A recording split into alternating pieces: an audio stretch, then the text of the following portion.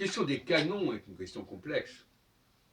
À un certain moment, on a décidé de rassembler un certain nombre d'ouvrages, de textes ensemble, de textes qui après apparaissent comme faisant un tout absolument indivisible et synchronique, c'est-à-dire qu'il n'y a pas d'histoire, il n'y a pas de diachronie. Tout ça, c'est en même temps, et on peut piocher comme on veut dans tout ça. C'est aussi un tout syncrétique. Bon. Donc, pourquoi a-t-on mis... Par exemple, l'autre jour, je disais à des chrétiens que j'étais très sceptique sur le Deutéro-Isaïe, qui est à partir du 40e chapitre jusqu'à la fin, plus ou moins, parce qu'il y a un troisième d'Isaïe, mais enfin, peu importe. Sur les additions au 39 premier chapitre d'Isaïe, ils m'ont dit, oui, mais écoutez, les rabbins, dans la Bible, on trouve ces chapitres au-delà du 40e, au-delà du 39e. Donc, ça veut dire que les Juifs ont accepté ça. C'était son argument. Oui. C'est-à-dire que, puisque dans le canon biblique juif, il y a ces textes-là qui sont conservés, eh bien, ça veut dire que ça fait partie d'un tout. Ça, je trouve ça extrêmement basique, extrêmement primaire, ce genre de raisonnement. Ça me fait éclater de rire à la limite. Hein.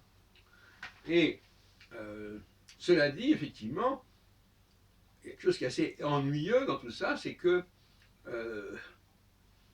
les Hébreux ont récupéré des textes, ont véhiculé des textes qui sont après utilisés contre eux par une certaine catégorie de juifs qui vont se déclarer chrétiens. Enfin bon, il y a encore des problèmes là-dessus. Une sorte de guerre civile à l'intérieur du monde juif et du monde hébraïque entre le royaume de Juda et le royaume d'Israël. Enfin, tout ça est très très compliqué. En fait, il y a des tensions considérables. Et par conséquent, le fait de dire que c'est un tout d'un seul tenant, c'est aussi une plaisanterie que de dire que, par exemple, sous la Ligue, dans les années 1580-90, tous les textes qui paraissaient disaient la même chose, alors que c'était des textes antagonistes. La même chose. On retrouve ça chez Nostradamus. Les centuries ont été faites à l'époque de la Ligue. Et justement, elles sont partagées, elles sont clivées, elles sont marquées par la division du royaume, en quelque sorte, sur le plan géographique, entre la partie qui relevait de la Ligue catholique, et la partie qui relevait plutôt du roi de Navarre, etc. Et alors, on mélange tout ça, et on dit c'est un tout indissociable, et l'interprétation va justement viser à montrer que tout ça, c'est du même tonneau. Par exemple, le Janus Gallicus de 1994 va intégrer dans son discours tous les quatrains indifféremment.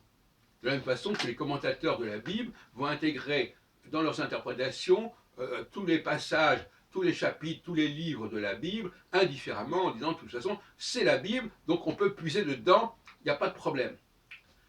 Ça, c'est une forme de structuralisme assez bas de gamme, qui consiste à dire tout ce qui est dans la Bible, ça a fait sens, tout ce qui est la Bible se complète, tout ce que la Bible est cohérent et compatible, alors que ce n'est pas du tout le cas.